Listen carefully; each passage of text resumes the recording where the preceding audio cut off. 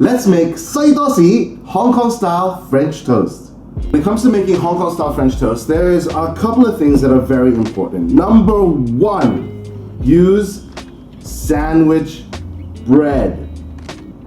Boring sandwich bread that we will turn into delicious pieces of heaven. But use boring sandwich bread. Now, I know, French toast in France is called pain perdu. It means the lost bread. It uses bread that has gone stale, that has gone bad, and then they make a custardy concoction, and then so that they pan fry it to upcycle, to repurpose it into something delicious. And I love it.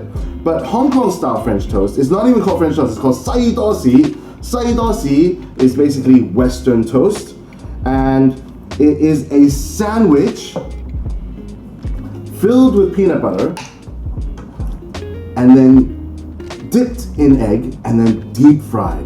And then on top we put a slab of butter and golden syrup. That's the Hong Kong way.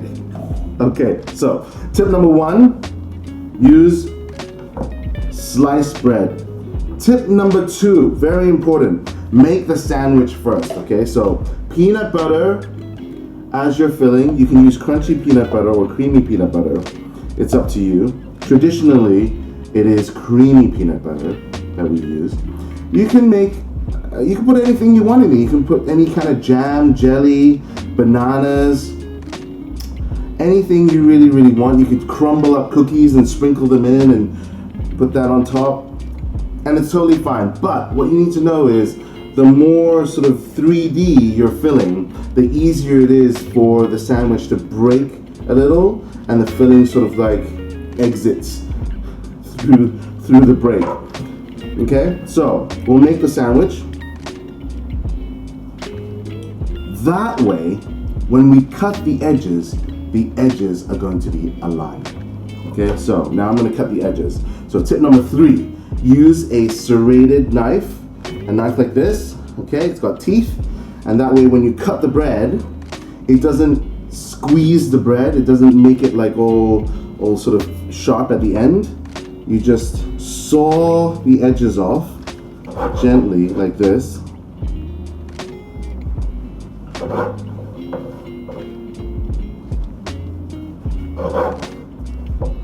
And then you have perfect edges. Now what happens is if you cut the bread first and then you make the sandwich, you're gonna try and sort of figure out like where the edges are, and you're trying to sort of align it.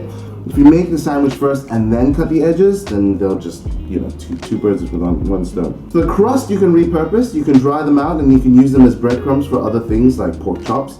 So don't throw them away. You want to vigorously beat some eggs. And while you're doing that, heat some oil in the pan on medium heat. When the eggs are thoroughly beaten, we can dip the sandwich into the egg.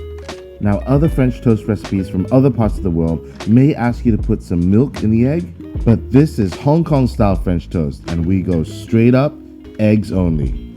We don't want the oil to be too hot, so medium heat deep frying is best. 20 to 25 seconds on each side is all you need, and the color you want is golden. Not golden brown, golden. After frying, rest on a wire rack, and that will keep your French toast crispy. A generous slab of butter and golden syrup. Wonderful afternoon tea in the comfort of your own home. It's the ultimate indulgence. It really is.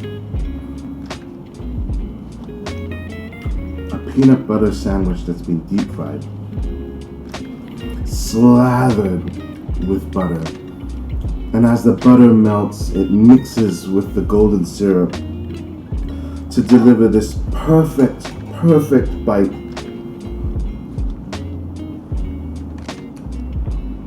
The only thing that's missing is the Hong Kong style milk tea, and you're in luck, I made a video for that one too. Please like and subscribe, and I'll catch you on the next one.